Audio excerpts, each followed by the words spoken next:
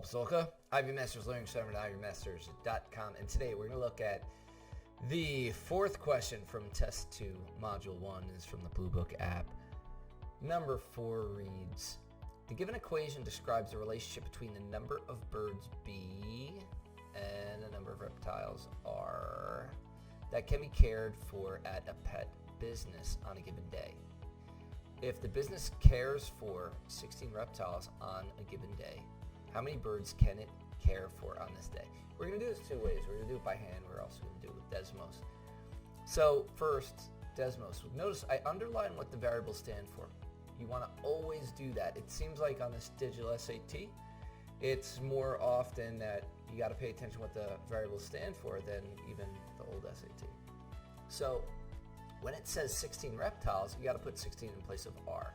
So your equation becomes 2.5b plus 5 in place of R. You put that 16 equals 80. Could you solve it by hand? Absolutely you can. But you could also let Desmos do the work for you. If you let Desmos do the work for you, then what I recommend you plug this in exactly, except if you plug it in as B, it's not going to recognize it. So instead, plug it in as 2.5x plus 5 times 16 equals 80. If you plug it in exactly like that, notice it's there, you wind up with a line here. What the heck does this mean?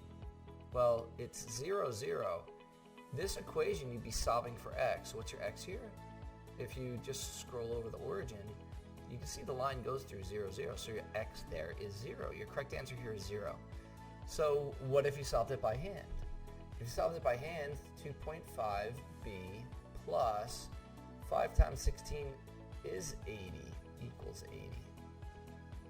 And then if you subtract 80 from both sides, it cancels here. It also cancels here. You get 0. So you get 2.5b equals 0. And to solve for b, you'd have to divide both sides by 2.5.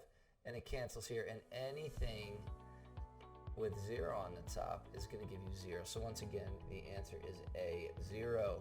Thank you for joining us today. If you like this video, click like.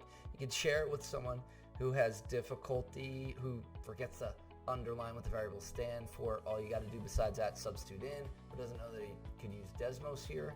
If there's any question you'd like to see answered from any official PSAT or SAT or ACT, leave that in the comments. I'd be happy to shoot a video on it. Click subscribe so you don't miss anything. Check out that 1-minute video on TikTok. Have a great day.